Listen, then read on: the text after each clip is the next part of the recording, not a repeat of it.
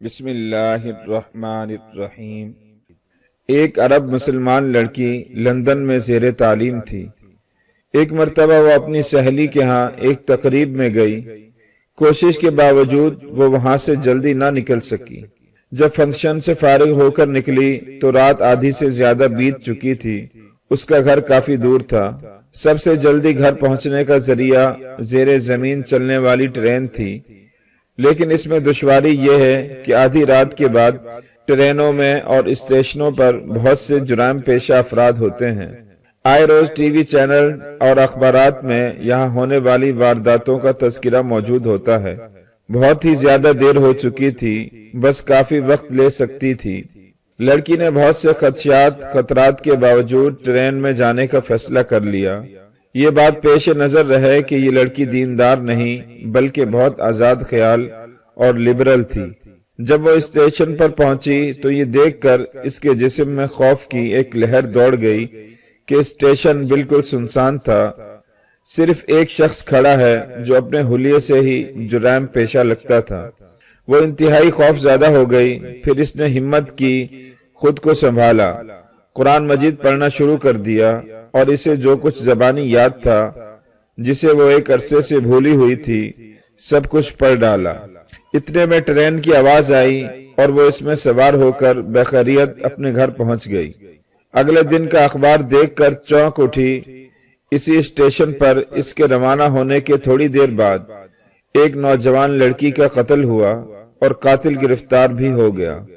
وہ police station گئی۔ Police والوں کو بتایا کہ قتل سے کچھ دیر پہلے وہ اسٹیشن پر موجود تھی۔ میں قاتل کو تو پہچانتی ہوں، اس سے کچھ سوال جواب کرنا چاہتی ہوں۔ جب وہ مجرم کے سامنے پہنچی تو اس سے پوچھا، کیا تم مجھے پہچانتے ہو؟ اس نے جواب دیا، ہاں پہچانتا ہوں، رات کو تم بھی اس اسٹیشن پر آئی تھی۔ لڑکی نے پوچھا، پھر تم نے مجھے کیوں چھوڑ دیا؟ وہ کہنے لگا، میں تمہیں کیسے نقصان پہنچاتا؟ تمہارے پیچھے دو انتہائی صحت مند اور مضبوط باڈی گارڈ کھڑے تھے۔ یہ سن کر لڑکی واپس آ گئی۔ واپسی پر لڑکی احسان مندی کے جذبات سے مغلوب تھی اور اللہ تعالیٰ کی مدد اور نصرت پر اس کا بھروسہ مزید بڑھ گیا تھا۔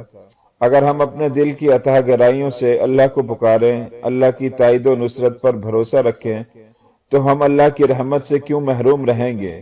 آئیے قرآن سے دوستی لگائیں، کمرے کی الماری میں سے گرد سے اٹے قرآن کو پھر سے باوضو ہو کر اٹھائیں، کانپتے لرزتے ہاتھوں سے گرد جھاڑیں، قرآن کو سامنے رکھ کر ہاتھ جوڑ کر معافی مانگیں کہ میں تجھے بھولا رہا، تجھے چھوڑ کر دنیا کی چمک دمک میں کھو گیا، مگر بے شک اصل تو ہی ہے، تو ہی کلام الہی ہے جس کو پڑھنے اور تجھ پر عمل کرنے سے مجھے کامیابیاں ملنی ہیں، میری دنیا آخرت سنورنی ہے۔ قرآن کو اچھی سی خوشبو لگائیں، بہترین دھلا ہوا خوبصورت غلاف چڑھائیں اور روزانہ اس کی تلاوت کریں۔ اللہ رب العزت سے دعا ہے کہ اللہ پاک اپنا پاک کلام پڑھنے کی توفیق نصیب فرمائے، آمین۔ حضرت حبیب اجمی رحمت اللہ علیہ کی بیوی بد اخلاق تھی۔ ایک دن شوہر سے کہنے لگی، اگر اللہ تعالیٰ تمہارے پاس کوئی فتوحات مال وغیرہ نہیں بھیجتا تو پھر مزدوری کر لو تاکہ گھر میں اخراجات پورے ہوں۔ حضرت اہلیہ کی بات سن کر جنگل میں تشریف لے گئے اور دن بھر عبادت الہی میں مصروف رہ کر شام کو گھر تشریف لے گئے، مگر گھر میں داخل ہوتے ہی اہلیہ نے ایک ہی سوال کیا کہ مزدوری کہاں ہے؟ فرمایا کہ میں جس آقا کا مزدور ہوں وہ بے حد سخی ہے، اس سے مزدوری کا سوال کرتے ہوئے مجھے حیا آتی ہے۔ کئی دن تک یہ سلسلہ یوں ہی چلتا رہا، یہاں تک کہ اہلیہ کے صبر کا پیمانہ لبریز ہو گیا اور وہ اپنے شوہر کی بات کو نہ سمجھ سکی۔ بالآخر ایک دن مطالبہ کیا، یا تو اپنے آقا سے مزدوری کا مطالبہ کرو یا پھر کسی اور کی ملازمت مزدوری کرو۔ کہا کہ اچھا، آج مزدوری لاؤں گا۔ حسب سابق دن بھر جنگل میں عبادت میں مصروف رہ کر شام کو لوٹے تو انتہائی پریشان تھے کہ بیوی کو کیا جواب دوں گا۔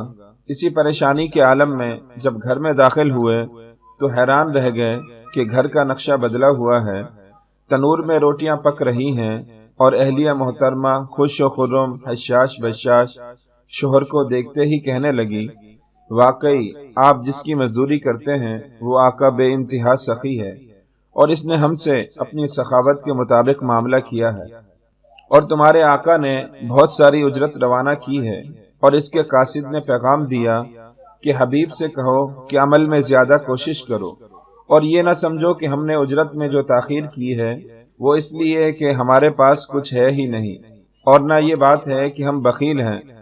تم اپنی آنکھیں ٹھنڈی اور دل خوش رکھو۔